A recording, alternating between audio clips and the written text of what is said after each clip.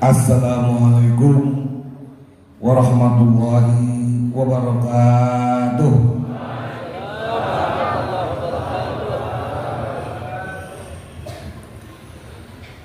Alhamdulillah,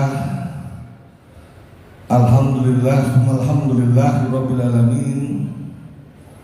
Nahmaduhu wa nasta'inuhu wa nastaghfiruh wa na'udzu billahi min shururi anfusina wa min sayyiati a'malina. May yahdihillahu fala mudilla lahu wa man yudlil fala hadiya lahu. Rabbi auzinna an nashkura ni'mataka allati an'amta 'alaina wa 'ala walidayna wa an na'mala shalihan tardahu wa ja'alna bi rahmatika fi ibadika shalihin. Allahumma shalli ala sayyidina Muhammad sallim wa radhiyallahu anhu sahabati Rasulillah ajma'in walhamdulillahi rabbil alamin. Hasbunallahu wa ni'mal wakil, ni'mal maula wa ni'man nasir. Wala haula wala quwwata illa billahil aliyyil azim. Alhamdulillah, alhamdulillah saya bisa hadir dan bisa bersilaturahim pada malam hari ini di tempat yang luar biasa, mengadakan acara Maulid Nabi Muhammad SAW. Saya sebetulnya ini nggak pantas berdiri di sini. Tahu begini, mikir dua kali saya di sini. Ada ustadz saya, ada kiai saya, ada senior saya. Walaupun badannya lebih kecil dari saya, badan saya udah terlalu gede. Tiap malam makan, kemana-mana makan, jadi badan melak. Jadi mohon maaf kepada senior, para ulama, para kiai. Banyak benar ustadz saya ini. Masya Allah, saya bukan ngajarin, bukan mau nyeramahin, tapi ya paling tidak kita sering, nanti kalau ada yang salah, kalau dikabarin, dikasih tahu, saya dikoreksi. Alhamdulillah, karena memang kita ini semuanya pernah belajar di pesantren. Saya bersama teman-teman senior, teman-teman dari pesantren. Jadi kalau ada sesuatu yang harus kita lakukan bersama, tinggal ngabarin aja. Ente ada waktu nggak seminggu yang lalu? Ente ada waktu nggak 2 minggu yang akan datang? Alhamdulillah ada. Kita ada acara tasyakuran, kita ada acara maulid, kita ada acara zikiran. Jadi saling memberitahu. Alhamdulillah hari ini kita bisa bertemu di sini. Kalau saja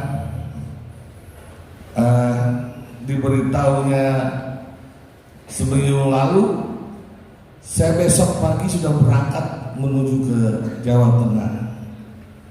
Alhamdulillah di sana ada beberapa hal yang terkait dengan musyawarah teman-teman dari Persaudaraan Muslimin Indonesia, teman-teman dari Nahdien, teman-teman dari PRT, dari Syarikat Islam, ngumpul untuk membicarakan bagaimana keadaan umat Islam, terutama keadaan pola berpikir umat Islam dan kehidupan umat Islam bernegara, berbangsa, bermasyarakat, bersosial politik, berpendidikan, berteknologi di tanah air Indonesia. Ini kita sudah terlalu lama menjadi kacung di tuan rumah kita sendiri. Umat Islam sudah terlalu lama menjadi bagian yang terpinggirkan dalam konteks bernegara dan berbangsa. Tidak ada kekuatan yang bisa membangun pola berpikir, cara berpikir politik setelah runtuhnya kekhalifahan dinasti Turki Ottoman 1924 sampai hari ini kita masih selalu mengekor di belakang para pendatang dari luar. Alhamdulillah, namun demikian umat Islam Indonesia adalah umat Islam yang terakhir menjadi benteng peradaban umat Islam di tanah air kita, bahkan di dunia. Kenapa? Karena kita masih mengingat apa-apa saja yang disampaikan, yang dilakukan, yang dikerjakan, yang dicontohkan oleh Nabi besar Muhammad SAW. Mengapa demikian? Karena kita umat Islam Indonesia lahir bukan dari sesuatu, bukan lahir dari sesuatu yang tidak nyata, tapi kita nyata, ada, berkembang, menjalar ke seluruh tanah air. Kalau ada sebuah pulau, kalau pulau itu punya pasir itu berwarna putih. Pasir itu kalau bisa berbicara, kita tanya, hai pasir, pernahkah engkau diinjak oleh orang yang beriman yang bernama mukmin muslim? Pasti pasir itu berjawab, iya.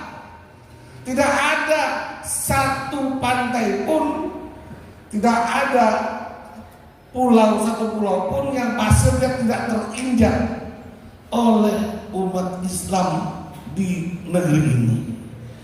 Dari pasir Samudra Pasai, pasir Delhi, Serdang, Medan, pasir Minangkabau, pasir Palembang, Siak, Kampar, sampai pasir Lampung, Banten, Cirebon, Demak, ke atas naik ke Banjarmasin, Banjarbaru, Martapura, naik terus ke atas sampai di sana di Sulawesi, di Maluku Utara, Ternate, Tidore, turun lagi di sana ada Bone, Makassar, ada Bau-Bau, ada Buton, sampai ke Raja Ampat. Tidak ada pasir yang tidak terinjak oleh umat Islam. Maka alangkah mirisnya apabila umat Islam yang pernah menjadi mayoritas di sebuah negeri paling selatan dunia itu menjadi kacung, menjadi budak di rumahnya sendiri. Rumahnya adalah Indonesia, rumahnya adalah Nusantara. Bapak, saudara-saudara sekalian, kaum muslimin, kita diajarkan oleh Rasulullah SAW untuk menjadi umat yang berwibawa, menjadi umat yang bermartabat, menjadi umat yang memiliki marwah dalam setiap kehidupan, dalam setiap jenjang masa. Umat Islam tidak boleh terlindas oleh masa. Umat Islam tidak boleh terlindas oleh zaman, tertindih, tertindas dan ditinggalkan oleh zaman. Tidak boleh. Umat Islam harus terus berada di tengah-tengah zaman. Umat Islam harus berada di tengah-tengah masyarakat, harus ada di setiap kehidupan, segi-segi kehidupan dari bangsa ini. Umat Islam adalah bagian yang tidak boleh terpisahkan dari tanah air kita, dari Indonesia. Kita adalah benteng pertahanan peradaban umat Islam terakhir dunia. Bapak, teman-teman sekalian, kawan-kawan, saudara-saudaraku, mari kita lihat globe. Globe itu adalah bundar, bola dunia bundar. Lihat dari ujung atas bumi, dari Iceland, dari Antartika, ya, di North, di utara, turun ke bawah, di Skandinavia, Kanada, Alaska, turun lagi ke tengah. Di sana ada Eropa Barat, Eropa Timur, ada Timur Tengah, ada Asia. Terus ke bawah lagi ada dataran Kaukasia, ada tempat-tempat di mana kita berada. Ada Timur Tengah, ada Laut Mediterranean, ada yang namanya Afrika Utara.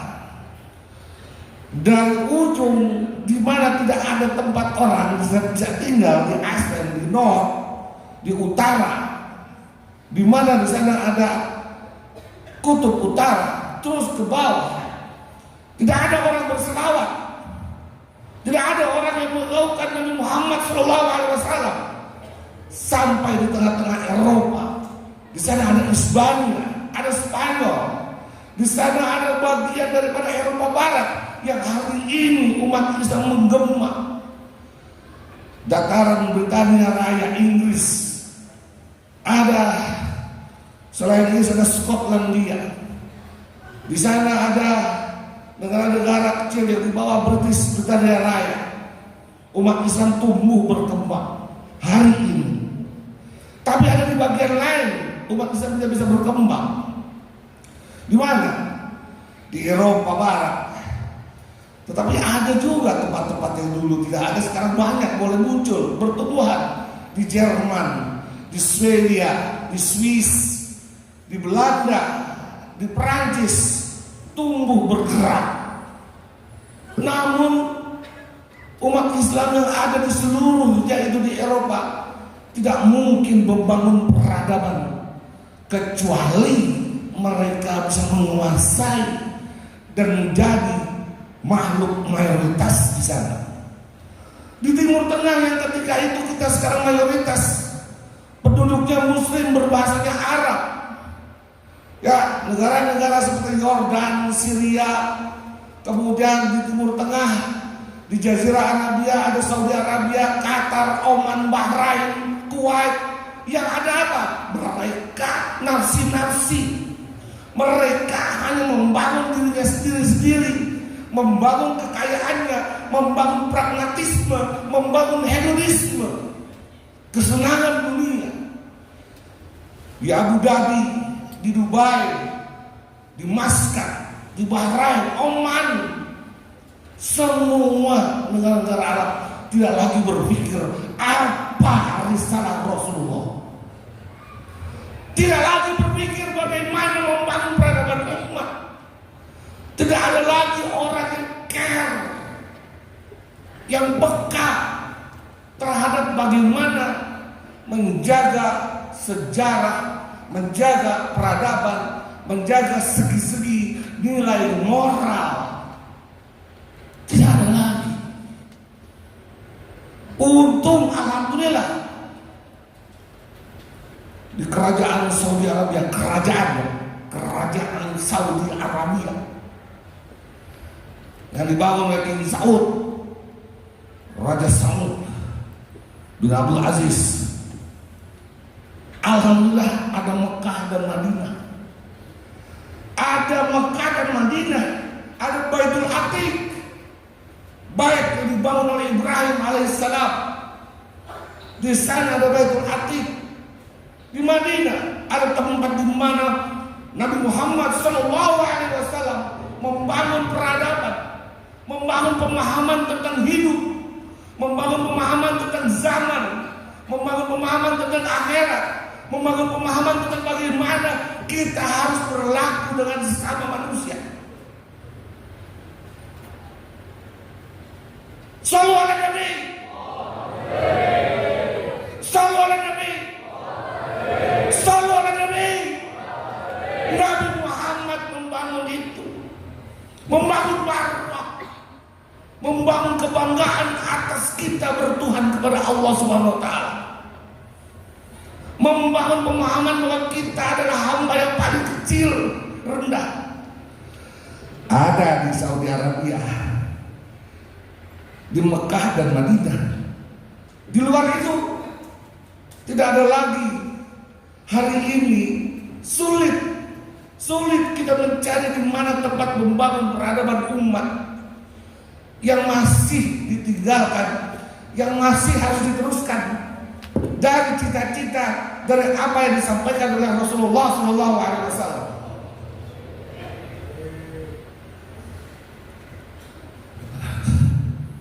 Pertanyaan saya, kita mengadakan acara maulid, Bapak, saudara-saudara, para asatidz, para kiai, ulama, saudara-saudara sekalian, percaya atau tidak? Apakah ada acara seperti ini di Oman, di Qatar, di Dubai, di Abu Dhabi, di Jeddah, di Maskat?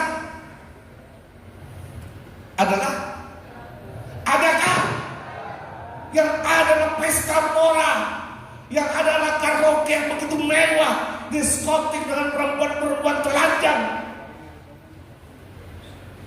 Bahasanya boleh Arab, bahasanya bahasa Arab. Wallah, masya Allah, masya Allah, Allah, masya Allah, Allah. Kabhana, masya Allah. Masya Allah. Tidak ada lagi yang mempertahankan marwah itu.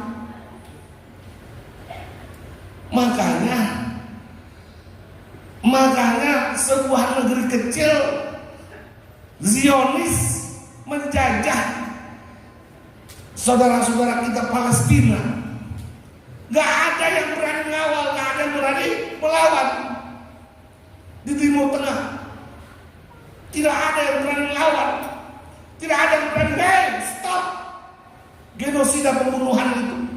Tidak ada. Kenapa?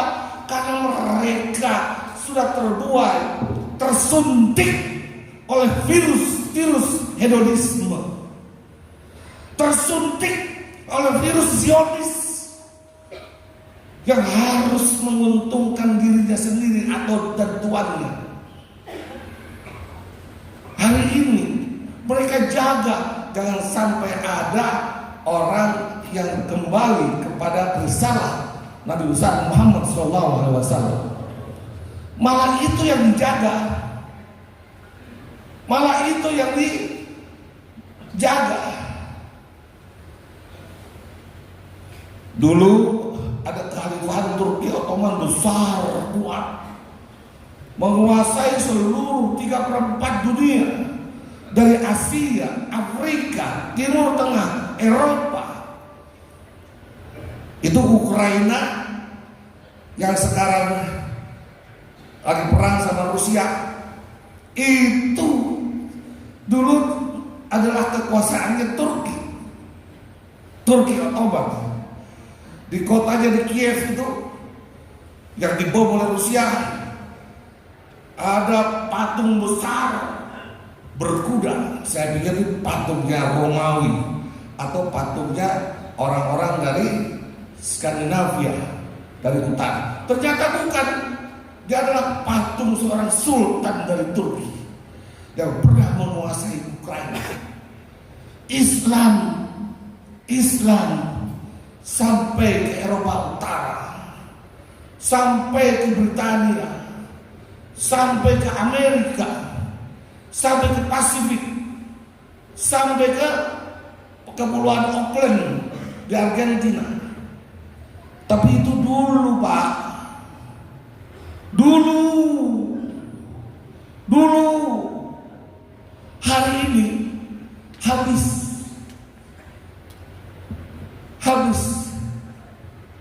Maka ada sekelompok manusia di selatan bumi. Kelompok manusia di selatan bumi itu tempatnya di ekuator bumi.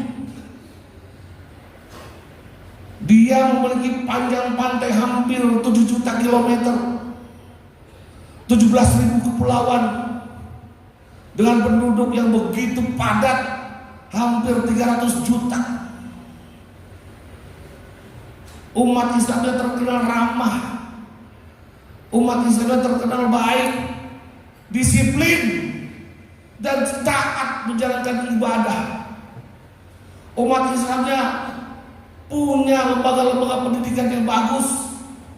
Ada madrasah, ada rangkang, ada menasah, ada bedasah, ada balai, ada pesantren, bahkan ada perguruan tinggi, ada ma'hadul ali, ada pondok pesantren yang punya universitas, ada universitas Islam negeri, ada universitas Islam swasta. Penduduknya setiap ada acara-acara kebesaran Islam pasti ada peringatannya. Acara Maulid ramai ngumpul diperingati, acara Islam Milad kumpul ramai, acara Muharraman kumpul ramai. Bahkan orang-orangnya rajin menjalankan sunnah Senin Kemis puasa, sunnah bersedekah. Sedekah itu besar, bahkan bisa melampaui anggaran belanja negara selama 5 tahun. Umat Islam punya sedekah, umat Islam punya zakat, ya itu besar, luar biasa. Bung Karno pernah mengatakan begini tahun 30-an ketika dia dibuang ke Bengkulu. Saya ingin bertanya kepada RZ Fanani, Tuan Guru Fanani, saya ingin bertanya, umat Islam itu bagaikan ombak yang besar di tanah air kita. Umat Islam itu adalah sebuah badai besar, ombak besar. Tapi ombak itu sampai ke tepi pantai, dia bagaikan berbusa putih dan terserap di pantai, di pasir, kata Bung Karno. Pertanyaan saya, Tuan Guru, kata Bung Karno, apa yang bisa membuat umat Islam kuat untuk memerdekakan Indonesia dari penjajahan? Sementara umat Islam Indonesia bagaikan buih, bagaikan ombak dan buih, bergelombang-gelombang sampai ke pantai putih dan terserap di pasir. Apa kata Bung Karno? Apa kata Buya RZ Fanani? Pada waktu itu dia bilang begini, oh salah Bung, Anda salah. Anda salah menilai umat Islam Indonesia. Waktu itu Indonesia belum merdeka, Pak. Merdeka 45. Ini tahun 30-an. Jadi sekitar 15-20 tahun sebelum Indonesia merdeka. Di Bengkulu, ketika Bung Karno dibuang oleh Belanda ke Bengkulu dari NTT, dia dibuang bersama Bu Inggit, istri yang kedua. Bu Inggit dan Bung Karno dan Bu Inggit dibuang ke ke satu pulau di NTT bersama anak angkatnya. Terus dari situ sama Belanda dipindah lagi ke Bengkulu tahun 30-an. Belanda takut banget sama Bung Karno karena tulisan-tulisannya, pikiran-pikirannya itu membangun semangat pelepasan dari penjajah. Nah, Bung Karno bertemu dengan RZ Fanani di Bengkulu, ditanya tentang tadi bahwa bagaimana umat Islam bisa membangun kekuatan untuk memerdekakan negeri ini. Apa kata RZ Fanani? Anda salah, Bung. Anda salah menilai umat Islam Indonesia. Katanya RZ Fanani kepada Bung Karno, umat Islam Indonesia bukan tidak seperti ombak yang bergulung-gulung dan putih sampai ke pantai terserap oleh pasir dan hilang, tidak bermanfaat. Umat Islam Indonesia, kalau Anda tahu, dia bagaikan api sekam sekam di bawah tanah. Api sekam, api yang selalu membara, walaupun tidak terlihat dari atas. Yang keluar hanya asapnya doang dikit. Kalau orang merokok, kan apinya kelihatan baik. Bukan saya rokok saya Sampurna mah panitia bikin rokok habis bulan 20%. Sama kopi datang di sini ya. Nah jadi dia bagaikan api dalam sekam, bukan panasnya api, tapi bagaimana api itu terus hidup. Bung Karno dikasih tahu, umat Islam bukan seperti ombak, tapi umat Islam bagaikan api dalam sekam. Dia terus membara di bawah. Dilanjutkan sampai ayat finale.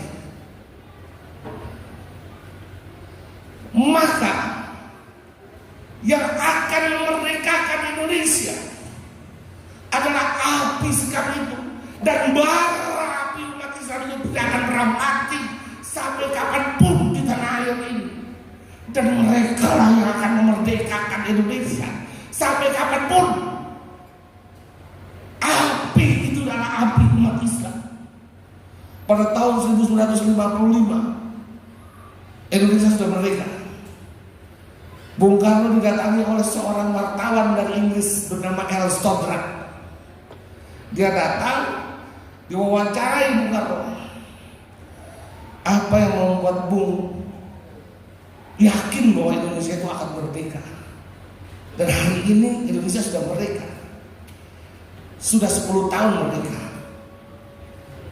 Bung Karno langsung mengatakan, saya yakin karena penduduk Indonesia, masyarakat Indonesia yang mayoritas Muslim itu bagaikan api dalam sekam, dan api itulah yang tidak akan pernah pudar dan hilang, dan itulah yang akan memerdekakan Indonesia.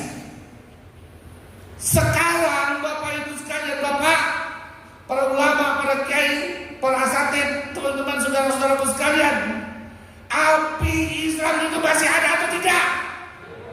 Masih ada atau tidak? Masih ada atau tidak? Masih ada atau tidak? Takbir! Takbir! Takbir! Masih ada. Api Islam itu masih ada.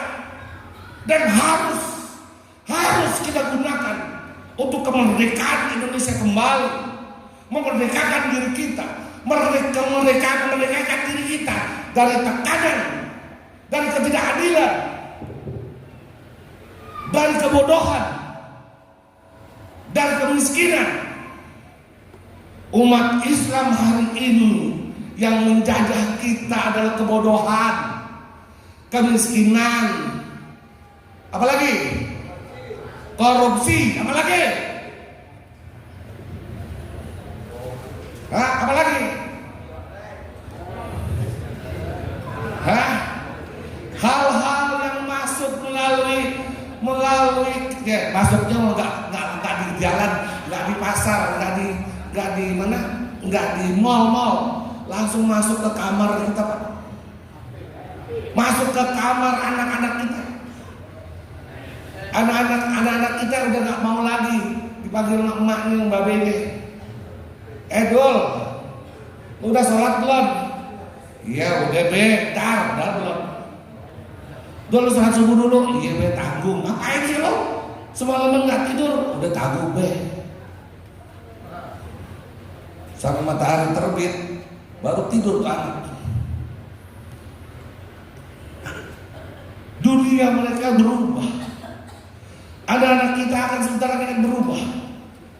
Dan itulah yang diinginkan. Itulah yang diinginkan oleh kaum hedonis,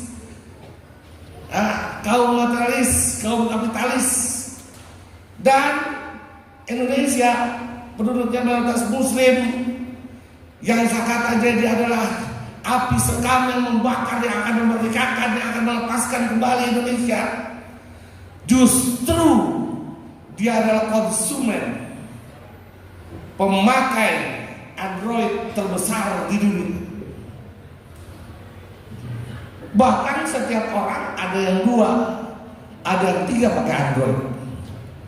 Bapak, saudara-saudara sekalian, kaum muslimin, kita umat Islam Indonesia harus memiliki marwah, dan kita adalah benteng peradaban umat Islam terakhir dunia.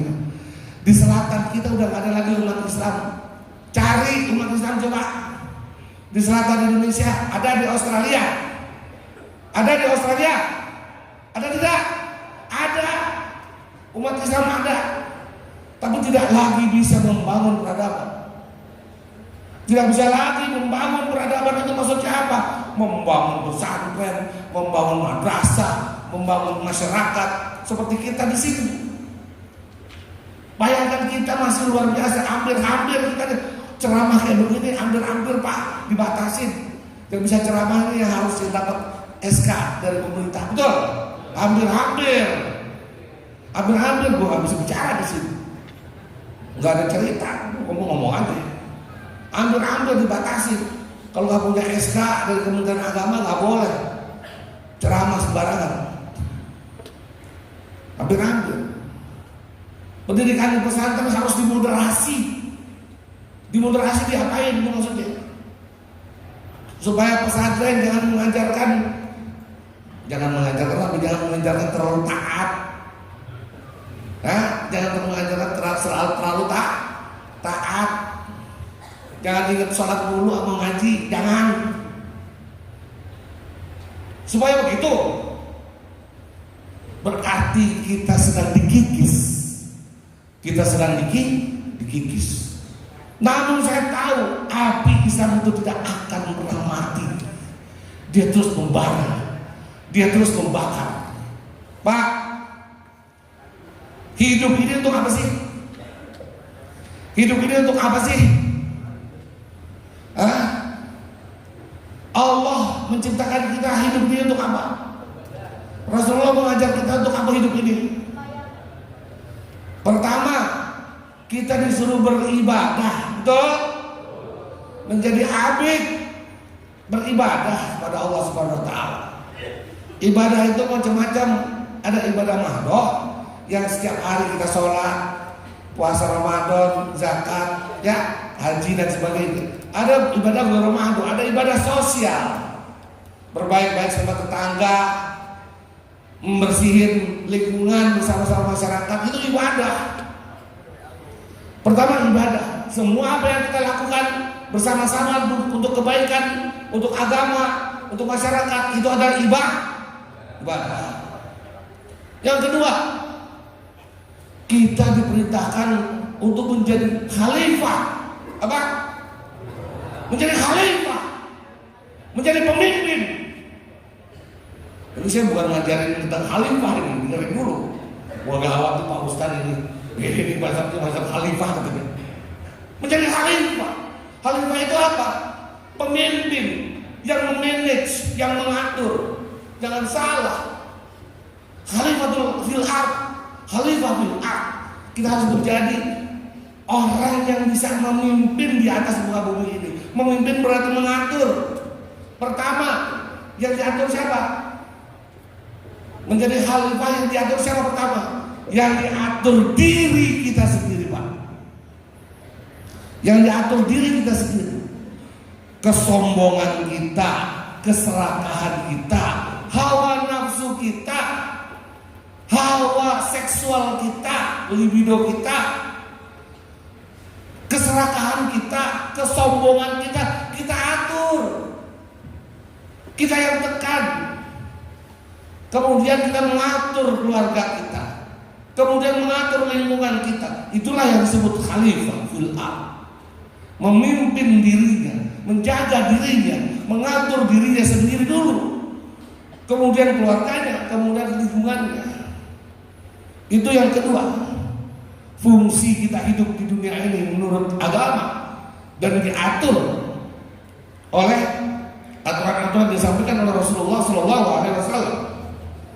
Pertama menjadi abid, beribadah, orang yang selalu beribadah.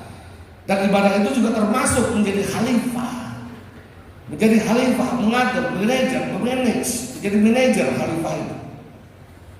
Khalifah itu bukan yang dibayangkan oleh tempo hari. Oh, itu ada Hizbut Tahrir, urusannya tentang kekhalifahan. Wah, jadi musuh bersama. Bukan itu. Khalifah berarti kita menjaga diri kita, mengatur diri kita dari segala macam kejelekan yang ada dalam diri kita. Dua, yang ketiga, kita disuruh menjadi takmirul ard. Apa? Takmirul ard, menjadi orang yang selalu menjaga dan memakmurkan bumi. Pak, kita ini tinggal di atas apa, Pak? Di atas muka bumi, namanya juga tinggal di atas muka bumi. Jadi kita tinggal di mukanya makhluk lain, ditumpangin sama Allah. Bayangin, saya berasal dari Banyuwangi, saya berasal dari Sumatera Barat, saya berasal dari Aceh, saya nggak ada tuh yang berasal dari Allah Subhanahu Wa Taala. Kita ditumpangin, dijatuhkan di Sumatera, dijatuhkan di Jawa, dijatuhkan di Betawi. Kita jadi orang Betawi kita dijatuhkan. Jadi kita disuruh ngapain? Disuruh memakmurkan muka bumi. Ente tinggal di sini, hidup di sini, beranak di sini, makan di sini, beol di sini, semuanya di sini. Lah itu tanah di tempat itu tanahnya siapa? Oh, ini tanah warisan nenek gue. Nenek lu siapa ini? Warisan siapa? Warisan nenek gue lagi, bapak itu bukan gue. Dulu di sini yang punya Belanda, kita rebut dari Belanda. Tuh, ini tanah Allah yang menumpangi kita di bumi. Bumi adalah makhluk Allah lainnya. Kita ditumpangin oleh Allah di muka bumi. Disuruh menjaga bumi ini, disuruh menjaga bumi ini, disuruh mengatur bumi ini. Kadang-kadang kita lupa, kita nggak mau menjaganya. Kita serakah, itu tanah dimilikin, dipetak-petakin, dibagi-bagi sama anak cucunya. Belum lagi bini pertama, bini kedua, bini ketiga, ada elah. Hah? Betul? Tambah lagi, udah dibagi-bagi udah. Ini tanah Allah, ardullah, muka bumi. Kita cuma numpang, tapi kita lupa kita rusak bumi ini. Kita ditumpangin di mukanya kita. Pak, Bapak kalau lagi ngapain siang-siang, lagi istirahat, saya boleh duduk bentar Pak ya, maaf Pak ya. Lagi nyantai begini, ngeliatin cucu, ngeliatin anak lagi main, sambil minum kopi, nempel di sini tawon di muka Bapak. Diapain Pak? Diapain? Nah tuh tawon nempel di muka itu kalau kagak ditepok diapain? Kalau nggak bengkak tuh pipi, betul? Bukan hanya bentol, bengkak. Jantung tawon, bener Pak? Kalau nyamuk malam cuma garuk-garuk dikit. Muka bumi, kita tinggal di muka bumi. Itu anggap mukanya muka bumi. Kita nempel di mukanya, kita kerut di muka, kita korek-korek di muka, kita sedot darahnya, kita ambil airnya. Betul? Tanahnya kita korek, kita ayak, kita ambil emasnya, kita ambil semuanya, kita keruk. Ini buat kita, ini buat masa depan kita, besok mau kawin lagi dan bertantang. Makanya kemudian bumi ini menangis ketika rambutnya, ketika hutannya dikerok sampai botak, sampai keringat ini nggak bisa turun ke bawah, banjir. Betul? Kita kerok alisnya bumi. Nih dataran tinggi puncak misalnya. Nah, kita bikin blok-blok, kita bikin villa di sini dekat mata. Di sini ada kolam renangnya, bukan ada karaoke-nya, ada anti pijetnya. Nah, muka bumi menangis kepada Allah. Ya Allah, peringatkan manusia ya Allah, merusak mukaku. Engkau berikan kesempatan kepada manusia untuk menumpang di atas mukaku.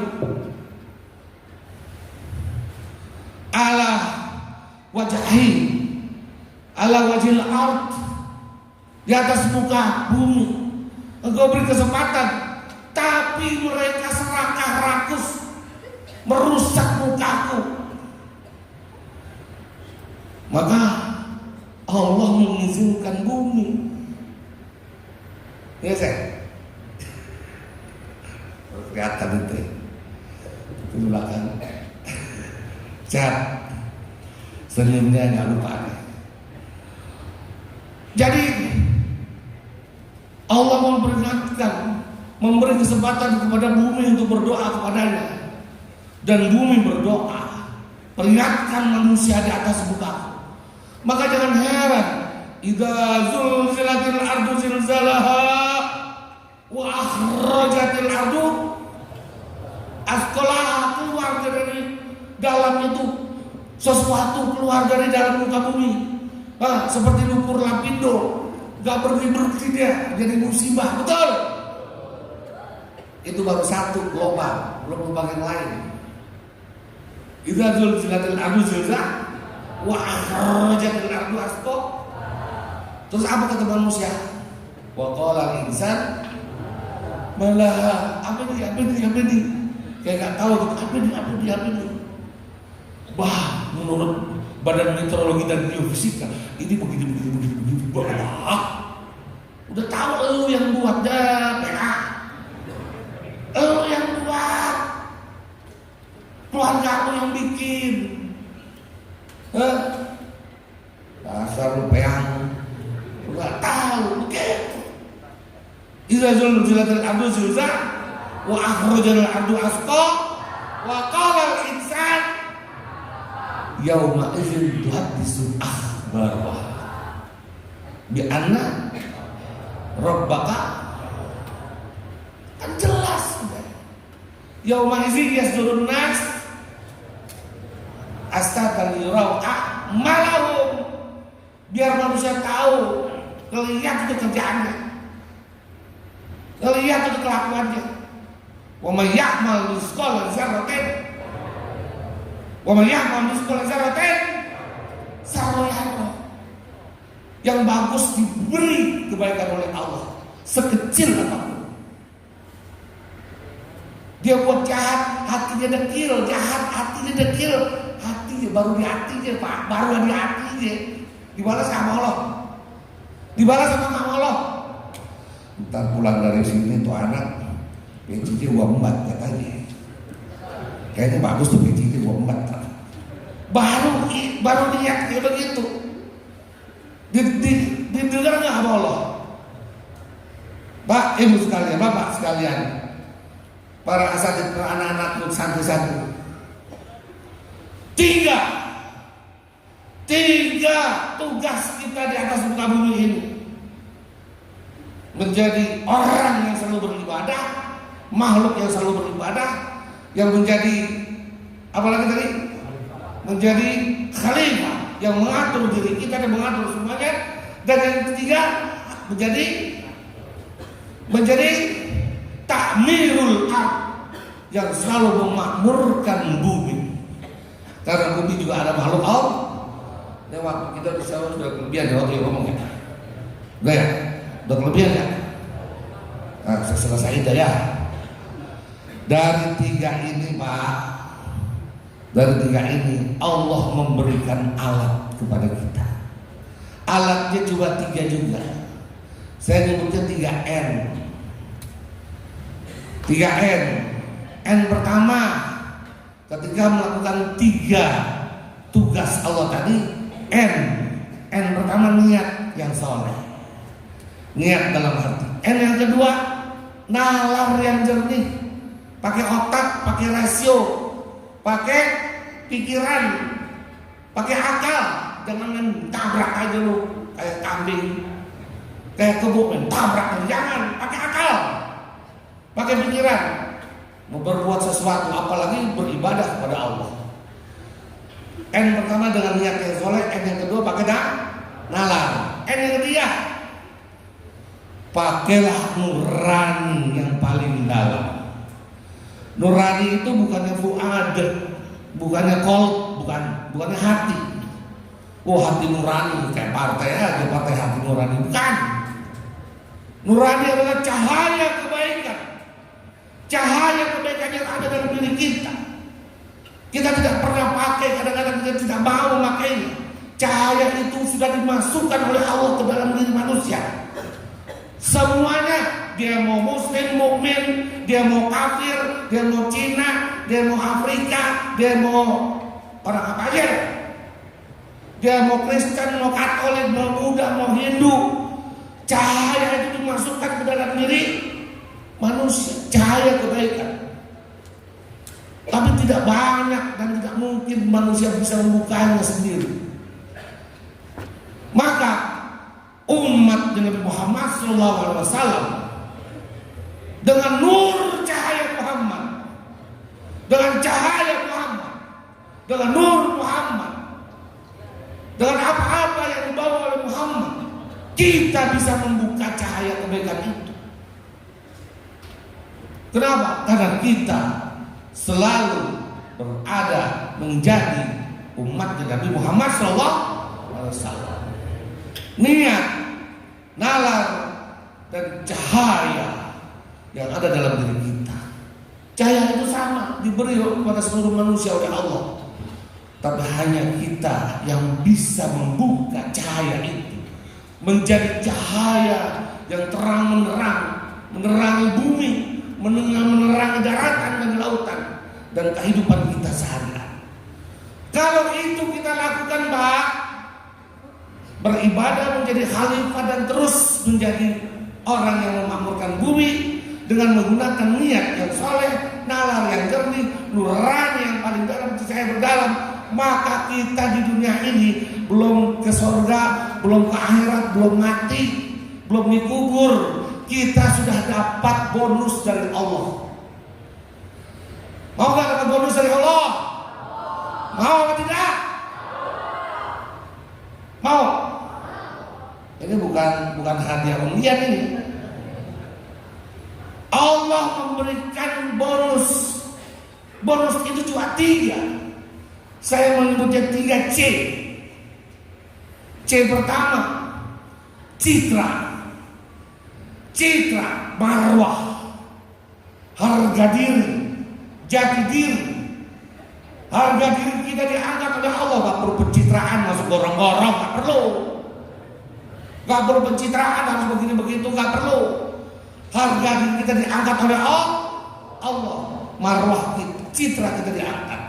Citra keluarga, citra tanah air, citra Indonesia di hadapan dunia.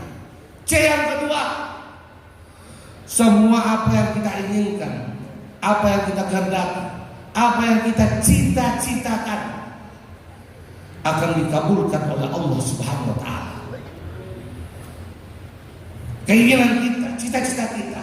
C pertama, citra dibangun oleh Allah, diangkat, marwah, jati diri, harga diri, apa itu ya, kebanggaan. Kemudian C yang kedua, cita-cita kita dikabulkan. Dan yang ketiga, C yang ketiga, kita mendapatkan cinta ilahi. Kita mendapatkan cinta. Mau gak dicintai Allah? Mau gak? Bohong. Kita gak pernah minta cintanya Allah. Kita kalau berdoa habis sholat mintanya, ya Allah, murahkan rezekiku ya Allah. Ane masih punya utang ya Allah. Motor ane belum ane bayar kreditnya ya Allah. Anak ane 2 orang belum sekolah, belum uang makannya belum kelar. Beras besok udah habis ya Allah. Kita minta sama Allah yang sifatnya langsung, betul? Yang kenapa? Ya Allah, kaki sebelah kanan ini ya Allah, sembuhkan ya Allah. Gatal budikan gak sembuh ya Allah. Mainannya itu, ya Allah, ya Allah, ya Allah, itu di kampung sebelah, kasihan ya Allah, kasihan banget ya Allah, ada janda muda ya Allah, sendirian. Ya Allah, berilah dia, jangan dekatkanlah hati kepadaku ya Allah. Itu yang kita minta, betul? Kita tidak pernah meminta ya Allah, berilah cintamu kepada aku ya Allah, cintamu kepada aku, berikan kepada aku ya Allah, dengan segala dosa-dosaku, dengan segala kejelekanku, dengan segala kerendahanku, dengan segala cacat yang ada pada diriku, dengan segala kemaksiatan yang aku buat, dengan segala macam kerendahan diriku, kesesatanku, perbuatan dosaku, ampunilah aku dan cintailah aku jadi hambamu yang kau cintai. Pernah gak berdoa seperti itu? Pernah atau tidak? Gak pernah, takut lu ngakuin dosa. Gue tahu. Ngomong sama Allah, ya Allah, aku telah banyak berbuat dosa kepadamu ya Allah, tapi dengan dosaku yang banyak, dengan tumpukan dosaku yang seperti pasir ini, kepada siapa lagi aku meminta cintanya Engkau? Kalau bukan kepadamu, aku minta cintamu ya Allah. Kepada siapa lagi aku meminta ampunannya? Kalau Engkau saja tidak mencintai aku,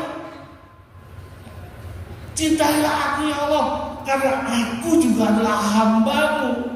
Aku juga adalah pengikut Nabi besar Muhammad Sallallahu Alaihi Wasallam yang Engkau cintai, yang Engkau tidak beri batas, yang Engkau terima. Makhluk yang Engkau ciptakan, yang Engkau terima, yang Engkau hadapi, yang Engkau pertemukan dengan wajahmu, hanya Nabi Muhammad Sallallahu Alaihi Wasallam. Gak ada lagi makhluk lain. Mau burung, mau monyet, mau semut, mau belalang, mau malaikat, tidak ada yang pernah ditemui langsung seperti Nabi Muhammad ketika Isra Mi'raj. Sallu ala Nabi, sallu ala Nabi. Saudara-saudaraku, bapak ibu sekalian, bapak-bapak, para asatid, para anak-anakku sekalian, mari kita menjadi umat Muhammad. Kita menjaga tanah air kita ini dengan risalah Muhammad. Kita jaga tanah air kita ini dengan api bara Islam yang tidak akan pernah padam. Dunia sedang melihat kita. Dunia sedang melihat kita. Satu-satunya cahaya keimanan dan cahaya keislaman ada di atas. Terlihat dari planet di atas. Oh, ada sebuah negeri di tengah-tengah dunia, di ekuator bumi yang bernama Indonesia. Negeri ini lebih bahaya nih, kaum muslimin hebat ini, kuat. Jangan takut dibilang radikal, jangan takut dibilang fundamentalis, karena itu bahasa-bahasa mereka.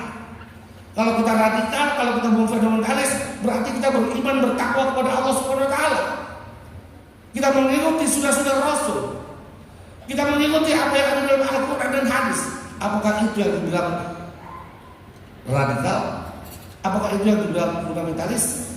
Takut, takut, takut atau tidak? Gak usah takut.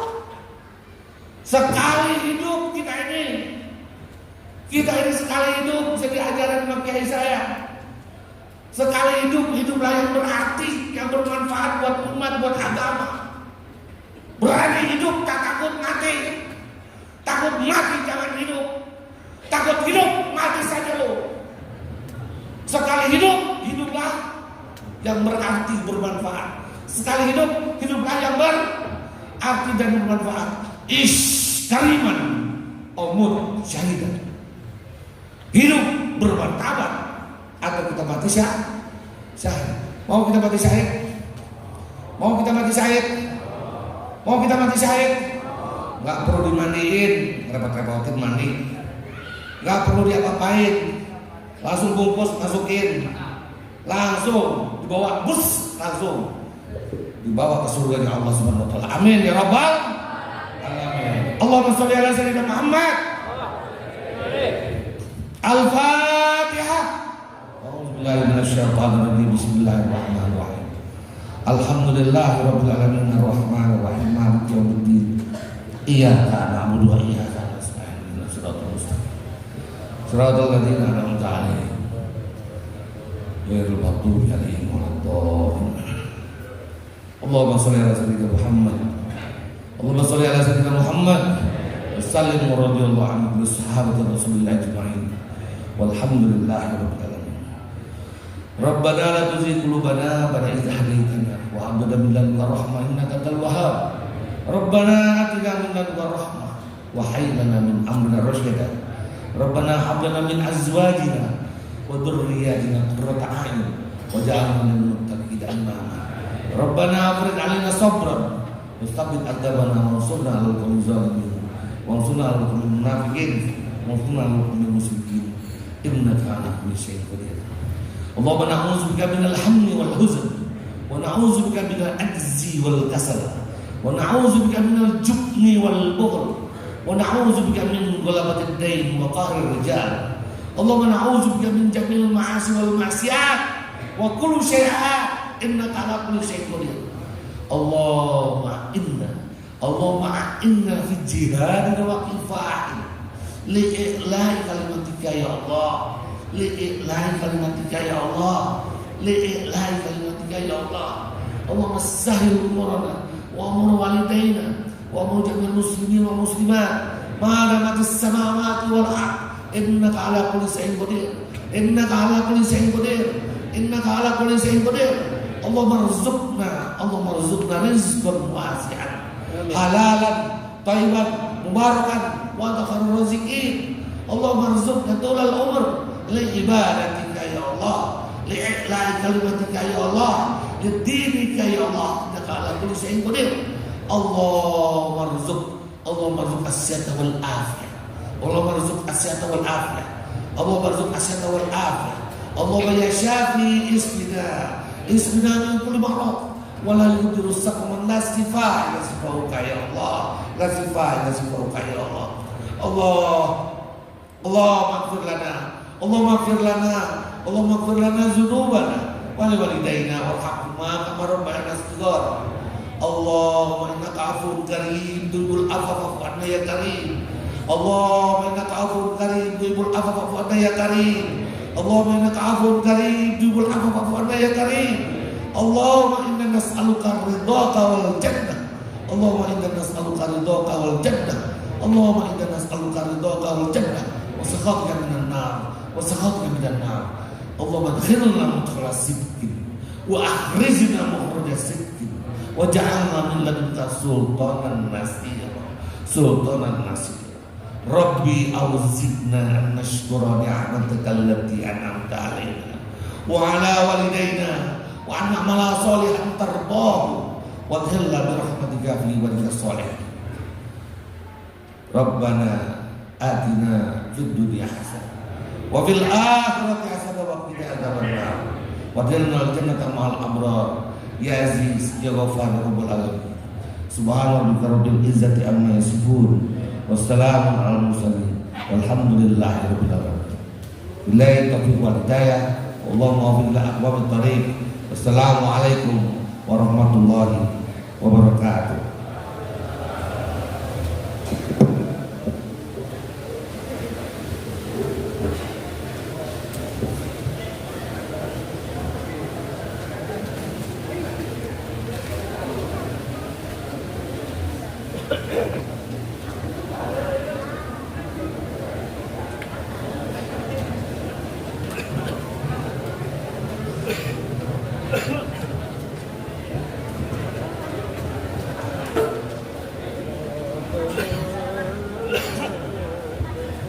Terima kasih kami sampaikan kepada Mukarram Kiai Haji Dr. Husnan Bananiema yang telah memberikan maulid sana.